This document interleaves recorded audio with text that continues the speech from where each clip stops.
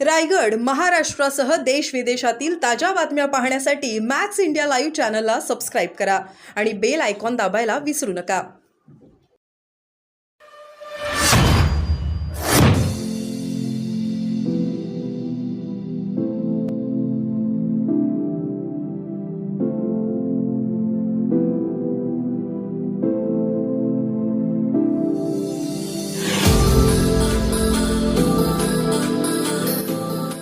सरकारची समिती हैदराबादला जाते, मात्र नियम असा आहे की 17 सप्टेंबरला संपूर्ण ते हैदराबाद संस्थान येथे भारतात विलीन झाले, महाराष्ट्रात विलीन झाले। एक नियम असा असतो की जे संस्थानामध्ये ज्या नागरिकाला सुविधा असते किंवा जी मुभा असते ती त्याच वेळेस त्या राज्यात जात असताना मिळत असते।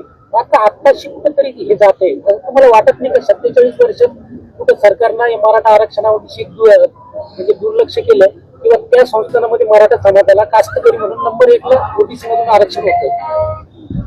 नाही, तुम्ही म्हणताय हे सत्य आहे, परंतु काय असतं त्यावेळेची परिस्थिती बघून समाज निर्णय घेत असतो। समाज म्हणतोय मी तुम्हाला, सरकार नाही। सरकारला तर समाज संपवायचाच असतो, कोणचाही असो। माझे मराठी भोळे आहेत, इमानदार आहेत, त्यांना वाटलं विनाट सहभागी व्हायचं अखंड महाराष्ट्र। चला रे, आपलं राज्य बनतंय, आनंदाची गोष्ट आहे, देतील, विनाअट आले। मग सरकारचं काम होतं जसं बाकीच्यांना जशाल तसं आरक्षण लागू गेलं बाकीच्यांचं, तसं मराठ्यांचंही लागू करायला पाहिजे होतं, पण त्यांनी केलं नाही। नागपूर करार मात्र त्यांनी करून घेतला, पण मराठवाड्यानं करार करून नाही घेतला, विश्वास समोरच्यावर ठेवला। आम्हाला जर त्यावेळेच्या आमच्या मराठा बांधवाला माहित असतं पुढे चालून विश्वासघातकी होणार आहेत, तर मराठ्यांनी त्याच वेळेस लावून धरला असतं आमचं आहे ते जशाला जसं द्या। कारण शेवटी पूर्वी जे महाराष्ट्रात विलीन झाले मराठी, मराठवाडा, त्यांचा काय दोष नाही, त्यांना माहितच नव्हतं ना हे घातकी निघतील म्हणून, विश्वासघातकी निघतील म्हणून। त्यांनी विश्वास ठेवला, विश्वासघात करणाऱ्यांनी करायला नको होता। पण आता ते मागचा विषय जाऊ द्या, पण आता तरी सरकारने शान व्हावं, आमच्या हक्काचं आरक्षण ते द्यावं। भ्रमात मात्र राहू नये की आम्ही अमुक जुळीला, तमुक जुळीला, तमुक निवडून आणला, अमुक करून दाखविलं, छात्या बघू नका। मराठे तरी 288 पाडीत असतील, तरी पण मराठी पाडीत असतील, हे मी प्रामाणिकपणानं सांगतो। विरोधक नाही आला म्हणून ते रडत बसून तुम्ही जर आमचं वाटोळं करणार असलात, आम्ही तुमची गय करणार नाही। प्रकाश आंबेडकरांनी सगळ्या स्वराज्य कायद्याला ठामपणे विरोध केला, त्यांचा अधिकार आहे, प्रत्येकाला अधिकार आहे। काय म्हणावं, द्या म्हणावं, नाही म्हणावं, प्रत्येकाला अधिकार आहे। आम्हाला अधिकार आहे द्या म्हणण्याचा, ते संविधानाने दिलेला अधिकार आहे, जो तो करू शकतो।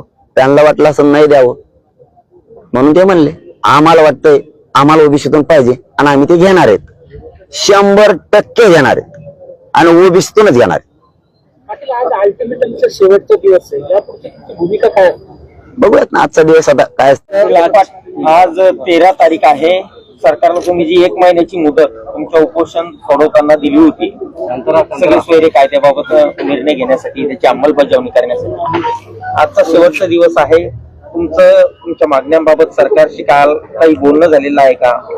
शंभूराजे देसाई यांच्याशी काही बोलणं झालेलं आहे का? काय अपडेट आहे आणि सरकारसाठी काय आव्हान आहे?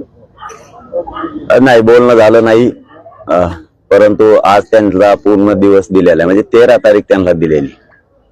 काय निर्णय घ्यायचा काय नाही घ्यायचा हे महाराष्ट्रातल्या मराठा समाजाला विचारून पुढचा आता घेतला जाणार आहे। की आजचा दिवस आम्ही बघतोय सरकार काय करतंय काय नाही करत, का पुन्हा मराठ्यांची फसवणूक करतंय हे आता आम्ही बघूयात। परंतु आजचा दिवस काय बोलता येणार नाहीये, कारण शंभूराजे साहेबांना समाजाच्या वतीनं वेळ दिलेला आहे। आजचा पूर्ण दिवस त्यांच्याकडे काय भूमिका आहे ते, आणखीन काही टप्पे राहिलेत आमचे महाराष्ट्रातल्या सगळ्या समाजाकडे, हे आमच्या दौरे सध्या सुरू आहेत, ही पहिला टप्पा आहे। सगळा निर्णय घेतला जाणार आहे ते सगळ्या महाराष्ट्राला विचारून, आणखीन जरा टप्पे राहिले, बघूयात आज दिवसात काय होतं बघूया।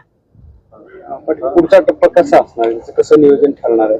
पश्चिम महाराष्ट्रातून सुरुवात होणार आहे। तशा बैठका झालेल्या आहेत, सोलापूर, कोल्हापूर, सांगली, सातारा, पुणे, नाशिक, ह्या बैठका झालेल्या। बघूयात आता पूर्ण टप्पा आम्ही टाकून देतो, उद्याच्याला जरा आजचा दिवस जाऊ दे, काय होतंय आम्हाला कळू द्या।